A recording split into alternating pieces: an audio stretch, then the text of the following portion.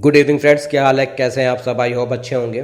तो मैंने आपको रूह का फर्स्ट पार्ट सुनाया था, ये सेकंड है जो सुरभि की स्टोरी है। तो फिर उसके बाद ये हुआ कि सुरभि इतना परेशान हो गई कि उनको हर एक मिनट पर बताती हैं डर लगने लगा। फिर उसके बाद अपने बाप से भी कहने लगी कि ना हो तो फिर से दोबारा हम लोग अपने ही शहर में वही वाले मकान में चल कर रहें, इनसे कहें। बाप ने भी जो है अपने दामाद से कहा, मगर दामाद ने कहा कि नहीं, अब मैं नहीं जाऊंगा, अब मैं यही रहूँगा। और जिसको लेकर आए, जब ये 3 दिन का टाइम मांग रहा है तो इसको टाइम भी दूंगा। अगर ये सही नहीं भी कर पाया तो तब भी मैं यहीं रहूँगा। माँ ने भी काफ़ी समझाया अपने बेटे को कि क्यों अपनी लाइफ ख़राब कर रहे हो, जाओ तुम अपना जो है, जैसे सारे भाई तुम्हारे चले गए, तुम भी जाकर जो है वहाँ पर रहो शहर में, और हम यहाँ अकेले, कोई हमें प्रॉब्लम नहीं है ना, हम गुजार लेंगे। तो कहा कि नहीं, कोई सवाल ही ना कि मतलब आपको छोड़ कर जाए। तो खैर सुरभि और उसके बाप और उसकी माँ चले गए। और फिर उसके बाद उनकी माँ बताती हैं, बाद में सुरभि को बता रही थी कि जब सब चले गए तो खैर हस्बैंड भी बड़ा गुस्सा था, बड़ा नाराज़ था, मगर हस्बैंड ने कोई ख़ास रिएक्ट ना किया। फिर उसके बाद उनकी माँ उसी दिन सो रही थी, और 3 दिन तक जो काम करने आए थे वो 3 दिन तक रुके भी नहीं, चले गए। जब ये लोग सारे जा रहे थे तो वो भी चले गए कि जब इनको भरोसा ही नहीं ना मेरी बात पर, तो हम रुक कर करेंगे क्या। खैर चले गए। फिर उसके बाद बताती हैं कि उनकी माँ लेटी हुई थी रात को ऐसे ही आंगन में, और उनका बगल में बेटा लेटा हुआ था, और एक उनके घर में एक नौकर था, वो भी उसी आंगन में लेटा हुआ था। तो फिर बताते हैं कि अचानक से ऐसा लगा कि उनकी माँ का कोई पैर दबा रहा है, और बाकायदा जो है माँ ऐसा नहीं ना बता रही थी कि वो सो रही हूँ, बड़ी कस कस के कोई पैर दबा रहा है। तो उनकी माँ को अंदर से एक दहशत, एक डर लगी। उनको यकीन हो गया कि हो ना हो ये उनकी बेटी का ही हाथ है, इसलिए कि पहले भी शायद दबवा चुकी होंगी हाथ पैर वगैरह। तो खैर बड़ी डर डर कर, बड़ा हिम्मत जुटाकर उनकी माँ बताती हैं कि थोड़ी सी आँख खोली तो देखती हैं कि वाकई उनकी सामने पलंग पर, जो छोटी सी पलंग थी, उनकी पलंग पर बैठी हुई उसकी बेटी उसका पैर दबा रही है। अब जो भी हो भाई, मरा हुआ मतलब कोई भी होगा तो उसको डर तो लगेगी। खैर उनको बहुत ज़्यादा दहशत लगी। बता रही थी कि इतनी ज़्यादा दहशत लगी थी, मुंह से उनकी आवाज़ तक ना निकल पाई। और फिर उसके बाद जो है उनका बेटा थोड़ी दूर पर जो है लेटा हुआ था, मोड़कर जो अपने बेटे को देखें, वाकई लेटा सो रहा है। तो बड़ी हिम्मत जुटाकर उसको आवाज़ दिए हैं। तो जब बेटे ने आँख खोला है, क्या हुआ क्या हुआ, तो लगी चीखने चिल्लाने की, ये देखो ये सामने बैठी है, सामने बैठी है।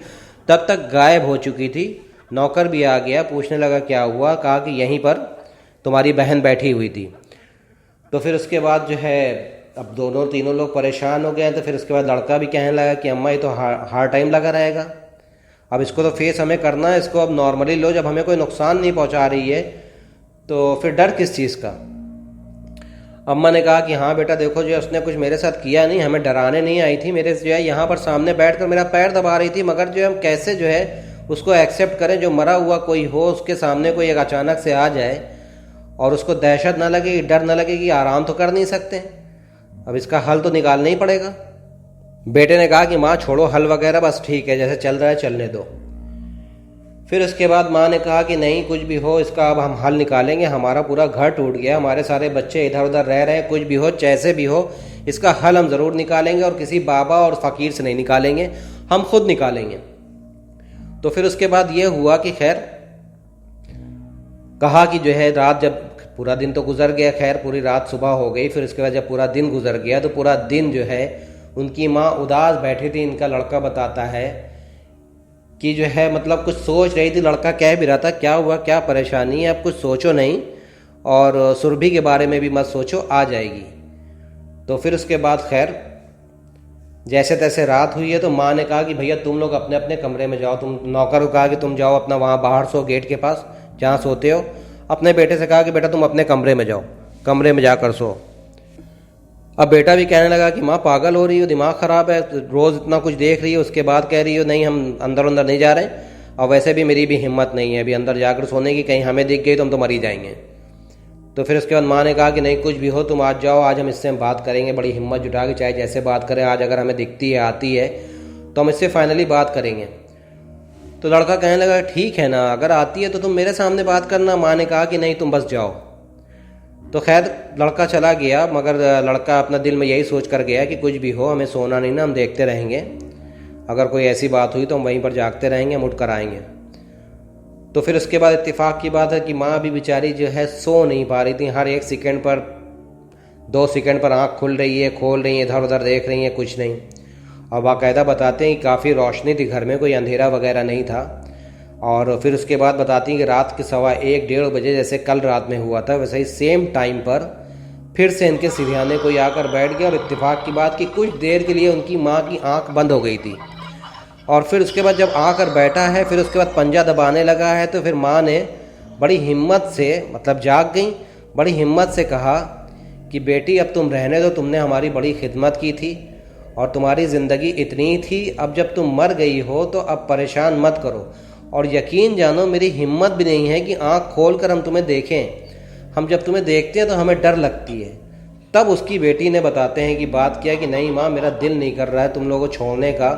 हम जो है इतनी जल्दी जो है मर गए और हम चाहते हैं कि हम यहीं पर रहें, हम जाएंगे नहीं, हमें सुकून नहीं मिल रहा है। तो फिर उसके बाद माँ ने कहा तुम हमें बताओ तुम्हें सुकून कैसे मिले, तुम जैसे कहो हम वैसे करें, तुम जो कहोगे हम वो करेंगे, तुम हमें बताओ तुम्हें सुकून कैसे मिले, हम वो काम करें। तो फिर बेटी ने भी कहा कि नहीं बस हमें यहाँ पर रहने दो और किसी और को मत बुलाओ। कोई औरत आती है, कोई ऐसा, हमें पता है कि कभी कभी मेरे पीछे बुराई करती है। हमने अपनी भाभी को धक्का जो आई थी उसको इसलिए दिया कि वो रात को जो है मेरे भाई को बहका रही थी और आपकी बुराइयाँ कर रही थी और जो है वो पहले से ही अलग होना चाहती थी, तो मैंने इसीलिए उसको जो है धक्का दिया कि जाके अलग ही रहें। और दूसरा भाई भी हमारा ऐसा निकला, तब भी मैं जो है इसके कमरे में मौजूद थी। ये जो है दूसरा वाला भाई जब बात कर रहा था कि नहीं यहाँ पर जो है वो आती है, चुड़ैल बन गई है, ये वो सब कुछ जो है इतना बुरा कहा मुझे इतना बुरा लगा कि मैंने उसको भी जो है डराया। मैंने कहा कि कोई नहीं रहेगा। हाँ ये है कि हमारा ये भाई बहुत अच्छा है, ये तुम्हारा माँ साथ छोड़ कर नहीं जाएगा और मैं भी नहीं जाऊँगी तुम्हारा साथ छोड़कर। तो फिर उसके बाद जब इतनी कुछ बात हुई तो माँ ने फिर हिम्मत करके आंखें खोला, आंखें खोलकर उठकर बैठी और धीरे धीरे कहने लगी कि तुम्हारा भाई उठ जाएगा, डर जाएगा, तुम हमसे ऐसे ही बात कर सकती हो, अभी हम तुमसे डर नहीं रहे हैं। तो उसकी बेटी कहने लगी जब डर नहीं रही हो तो फिर परेशानी किस चीज़ की, हम लोग रहेंगे ना साथ में। तो माँ ने समझाया कि देखो तुम्हारे भाई की शादी हो गई है, उसकी बीवी बड़ी अच्छी है और तुम अगर ऐसे ही तंग करती रही, तुम जो है ऐसे ही परेशान करती रही तो कौन रुकेगा यहाँ पर, वो भी नहीं रुकेगी। तो इसने कहा कि नहीं हमें ज़रूरत नहीं है, कोई रुके चाहे ना रुके, बस माँ तुम रहो, बस सिर्फ हम तुम्हें देखने आते हैं बस, और इसीलिए हमें तसल्ली होती है, इसीलिए हमें सुकून है यहाँ पर, हम यहाँ से कहीं नहीं जाएंगे।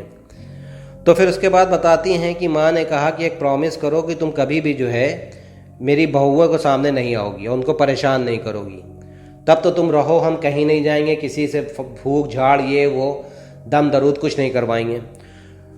तो ये बताती हैं कि जो है शायद जो है वो एग्री हो गई कि ठीक है हम किसी के सामने नहीं आएंगे।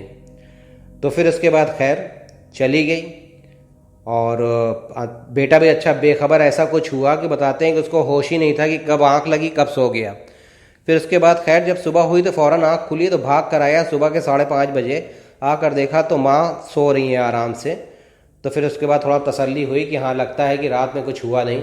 खैर फिर उसके बाद टाइम गुजरा, नौकर भी आया, माँ भी जो है उठ गई, तो बेटा जो है उठकर कहने लगा कि और माँ रात में नींद आ गई थी, आई तो नहीं थी कोई? तो कहे नहीं रात को तुम्हारी बहन आई थी और जो है उससे मेरी बड़ी देर तक बात हुई। तो लड़का एकदम सन्न रह गया, एकदम जो है शौक हो गया कि अरे यार ऐसा बता रही है कि जैसे कोई मेहमान वगैरह मिलने आए थे। तो कहने लगे फिर क्या कहा? तो माँ ने उसको सारी बात बताई। तो फिर उसके बाद बेटा भी कहने लगा तो फिर उसकी भी तो अच्छी बात नहीं ना कि किसी अगर जो है वाकई कोई शय हो गई है, कोई आत्मा हो गई है, कोई रूह हो गई है तो हर कमरे में जाकर झांकेगी, बात सुनेगी। तो फिर उसके बाद माँ ने कहा कि नहीं अब कुछ भी हो जाकर सुरभि को कहो कि अभी जो है सब कुछ ठीक है, उसको लेकर आना है चाहे जैसे लाओ, बहू को मेरी हमारी बड़ी बदनामी होगी ऐसे लोगों में। बेटा कहने लगा नहीं माँ मैं नहीं जा रहा हूँ, जैसे गई है वैसे आ भी सकती है, हमने कोई उससे लड़ाई झगड़ा कुछ नहीं किया है और उनके माँ बाप लेकर गए हैं, रहने दो। तो फिर उसके बाद माँ ने कहा तुम नहीं जाओगे तो हम ही चले जाएंगे। तो फिर उसके बाद माँ पूरा तैयार वगैरह हो गई फिर जाने के लिए। जैसे ही जो है जा ही रही थी तो फिर लड़के के दिल में भी यही आया कि अकेले कौन रहेगा यहाँ पर, चलो हम वैसे अम्मा रहती हैं तो कम से कम सेफ़ है, अम्मा को तो इतना चाहती है इतना मानती है, ऐसा ना हो कि अम्मा चली जाए तो हमें रात को कोई नुकसान पहुँचा दे। खैर माँ के साथ ये भी चले गए, शहर पहुँचे हैं। फिर उसके बाद सारी बात एक एक बात वर्ड टू वर्ड अपनी बहू को बताया। तो फिर बहू ने भी सुनने के बाद कहने लगा कि नहीं अम्मा, ये जो है अगर ऐसे दिखेगी जैसे आप बात कर रही हैं, ऐसे तो हम लोग किसी दिन मर ही जाएंगे। अगर जिस दिन मेरे सामने फिर दोबारा आ गई तो मेरा हार्ट फेल हो जाएगा, हार्ट अटैक हो जाएगा। अम्मा ने भी कहा कि नहीं अब परेशान ना हो, मेरी सारी बात हो गई, अब तुम लोगों को दिखेगी नहीं, हमें इस बात पर पूरा भरोसा है। तो फिर उसके बाद बाप ने भी कहा कि नहीं हम बहुत ज़्यादा माफ़ी मांगते हैं, बहुत शर्मिंदा हैं, आने के बाद हम यही सोचते थे कि हमने क्या किया, हम ज़बरदस्ती अपनी लड़की का घर ख़राब कर रहे हैं, ऐसी परेशानी में तो आपके साथ होना चाहिए, इतनी बड़ी बड़ी बात भी हमने आपसे कर दी और उस बात पर खरे नहीं उतरे। अब ये है कि अब हम जो है बड़ा शर्मिंदा हैं, अब आप जैसा कहोगी वैसा ही होगा। मेरी बेटी चाहे जिए चाहे मरे चाहे डरे चाहे जो भी है, सब कुछ आपके हाथ में, आप बिल्कुल जो है इसको वहीं रखें। तो फिर उसके बाद खैर पूरा दिन गुजारा है, एक रात गुजारा है, दूसरे दिन खैर गई हैं। जब गई हैं तो बताती हैं सुरभि कि मेरा दिल तो अंदर से बहुत बैठा बैठा जा रहा था, बड़ा छोटा हो गया था, इसलिए रात को पहुंची भी। फिर उसके बाद एक ही कमरे में मतलब हस्बैंड वाइफ बैठे आपस में बात ही कर रहे थे कि अम्मा बता रही हैं कि ऐसे ऐसे ऐसा ऐसा ये हुआ था। तो फिर उसके बाद इनके शौहर हस्बैंड कहने लगे कि हाँ वो जो है बुराइयां करती थी अम्मा की, तो इसलिए उसने परेशान किया।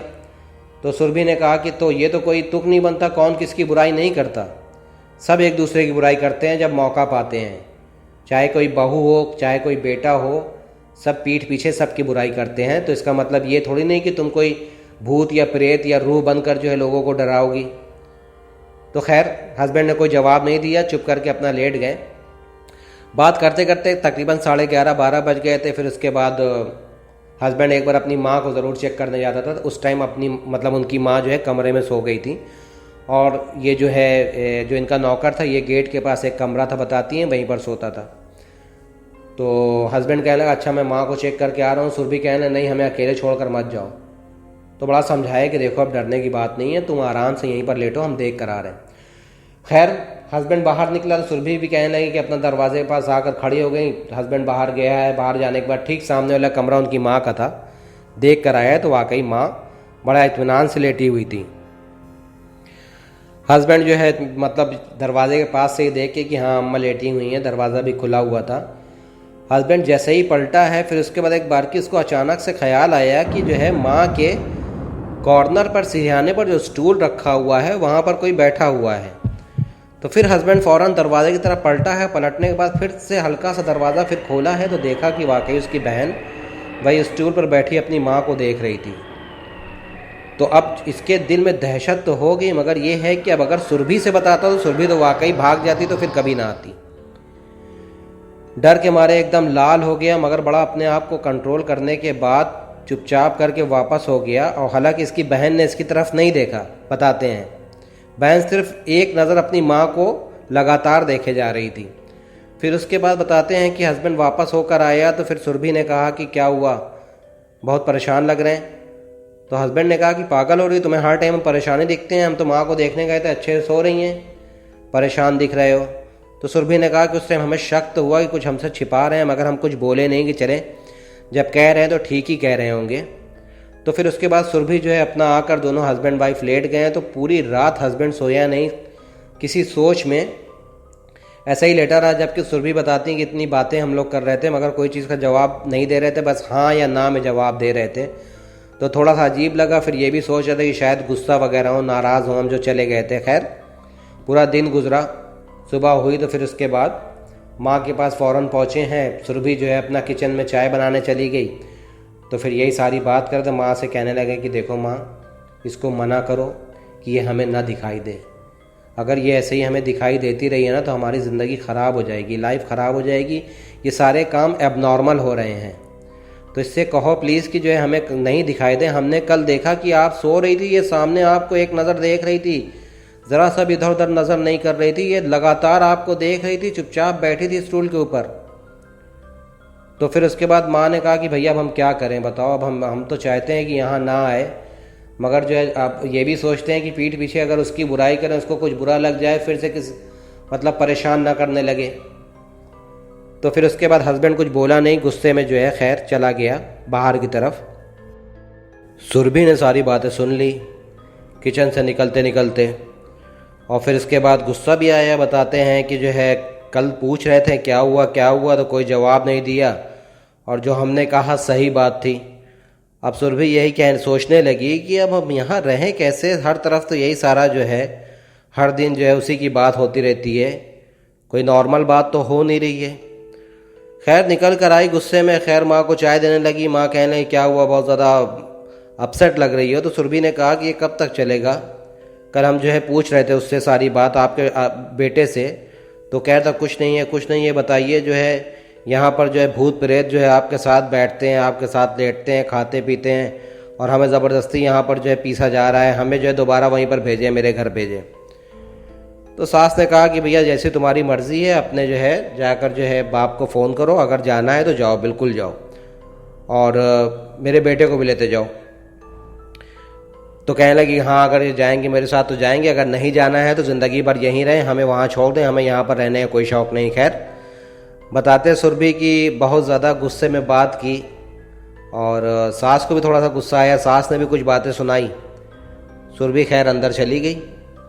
जब अंदर गई है तो फिर उसके बाद कमरे में बताती है, बैठते हैं तो फिर डर लगता है उसको, जो है वही चेहरा दिखाई देता है जो उस दिन उसने देखा था। फिर उसके बाद आंगन में आकर बैठ गई। तो फिर उसके बाद खैर अपने बाप को फ़ोन किया, बाप को फ़ोन करके कहने लगी कि हम यहाँ पर नहीं रहेंगे, यहाँ पर तो अभी भी यही सब सारा कुछ हो रहा है। कल रात में जो है जब हमने इनसे पूछा कि क्या हुआ, इन्होंने कहा कुछ नहीं, और फिर उसके बाद अपनी माँ से बता रहे थे कि कल उनके बिस्तर के बगल में आकर बैठी हुई थी। तो ऐसे तो हम नहीं रह सकते हैं, आप हमें लेने आ रहे हो कि हम अकेले आ जाएं। बाप ने कहा कि अब चाहे भैया जो भी हो हम तो नहीं आएंगे, अब तुम्हारी मर्ज़ी है और तुम्हारे आदमी की मर्ज़ी, अगर लाएगा छोड़ेगा तुम्हें तो तुम यहाँ रहना, नहीं छोड़ेगा तो वहीं रहो, चाहे जैसे रहो। खैर सुरभि ने यही गुस्से में आकर फ़ोन काट दिया कि अब सुरभि का साथ देने वाला कोई नहीं, ना शौहर मान रहा है, ना सास सुन रही है, ना बाप सुन रहे हैं। तो फिर उसके बाद यही सब उसमें बताते हैं सुरभि की बड़ी अफसोस में बैठे हुए, तो तभी इनके हस्बैंड अंदर आए हैं। तो हस्बैंड से काफ़ी बहस हो गई यही सब बात पर। तो हस्बैंड ने भी 4 बात सुना दी है, बड़ा गुस्से में था। फिर उसके बाद ये हुआ कि खैर माँ के पास गया है, कह रहा है कि माँ अब बताओ क्या करना है। माँ ने कहा कि भैया हमने जो कहा है वही करो, तुम लोग अभी के अभी जो है घर छोड़ दो, निकलो। तो बेटे को थोड़ा सा गुस्सा आया, मगर जो है माँ जो है अपना अड़ी रही, आखिरकार जो है इसको निकाल कर घर से ही दम लिया। दोनों हस्बैंड वाइफ सुरभि के घर चले आए। खैर अपने जब घर आ गए हैं तो पूरी रात नहीं गुजरी थी, मतलब रात के 2-3 बजे इनके घर से फ़ोन आया। फ़ोन इनके नौकर का था। नौकर जो है रो रो के कहने लगा कि मालिक जल्दी आइए, मालकिन जो है दरवाज़ा नहीं खोल रही हैं। तो अब इनका हस्बैंड जो है परेशान हो गया कि अरे बाप रे बाप क्या हो गया, और ये लोग पहुँचे भी थे रात के 8 बजे। तो फिर उसके बाद पूछने लगा कि क्या हुआ, कहने पता नहीं क्या हुआ, मैं रात को सो रहा था अपने जो है कमरे में, अचानक से किसी ने मेरा पैर हिलाया और मैं जो है डर के मारे उठ गया। और फिर उसके बाद जब आकर जो है आंगन में देखा तो बड़ी मालकिन आंगन में थी नहीं, सोती तो आंगन में ही थी, चारपाई उनकी खाली पड़ी थी। फिर उसके बाद दरवाजे की तरफ देखा कमरे की, वहाँ पर कुंडी लगी हुई अंदर से थी। फिर उसके बाद नॉक किया है जाकर, किसी ने खोला नहीं, कोई आवाज़ नहीं आई। तो फिर उसके बाद मैं भाग कर बगल वाले घर को आवाज़ देकर लेकर आया। वो लोग भी काफ़ी देर से नॉक कर रहे हैं मगर दरवाज़ा खुल नहीं रहा है, और कोई दरवाज़ा तोड़ने के लिए तैयार नहीं ना। वो लोग यही कह रहे हैं कि भैया इनके पहले बच्चों को तो बुलाओ, इनके बेटे उटे को बुलाओ तो फिर कुछ किया जाए। तो भैया यही सुनने के बाद इनका हस्बैंड फ़ौरन वहाँ से भागा अपने घर के लिए। आते आते जो है सुबह के 10 साढ़े 10 बज गए, काफ़ी भीड़ लग गई उनके घर में, काफ़ी लोग इकट्ठा हो गए। खैर जब पहुँचे हैं तो देखा, तो फिर उसके बाद सबको चिल्लाया कि भाई ताला क्यों नहीं खोला। तो कहा कि भैया पता नहीं क्या है मामला, आप खोलें ज़्यादा बेहतर है, पता नहीं कोई ऐसा ना हो कि कुछ पुलिस केस वगैरह क्या है, जरा देखो। जब भैया जो है दरवाज़ा तोड़ा गया है तो फिर देखा कि अंदर इनकी माँ मरी हुई पड़ी हुई थी। डॉक्टर वगैरह को बुलाया गया है, डॉक्टर ने देखा है, डॉक्टर ने देखते ही मान कहा है कि इनका जो हार्ट अटैक हुआ है, हार्ट अटैक हुए भी तकरीबन जो है 5-6 घंटा हो गया है, और उससे ज़्यादा ही हो गया बता रहे थे। तो अब खैर सारे भाई वगैरह को इन्फॉर्म किया गया, सारे भाई वगैरह आए। तो फिर उसके बाद एक दूसरे की आपस में लड़ाई वगैरह होने लगी कि तुम होते तो नहीं होता, तुम होते तो नहीं होता। तो खैर दोनों भाइयों ने कहा, बड़े भाइयों ने, कि तुम भी तो छोड़कर भाग गए, अभी हमें पता चला कि तुम भी अपने जो है ससुराल चले गए थे, तुम ही रुक जाते। तो फिर उसके बाद 1-2 दिन गुजर गया, फिर ये डिसाइड हुआ कि भाई मकान बेचो और सब अपना अपना पैसे लेकर जो है कहीं अपना मकान कहीं और बनाओ। तो बताते हैं कि जब जब कोई ना कोई मकान, इन लोगों ने मकान वहाँ छोड़ दिया, सुरभि भी अपने घर आ गई।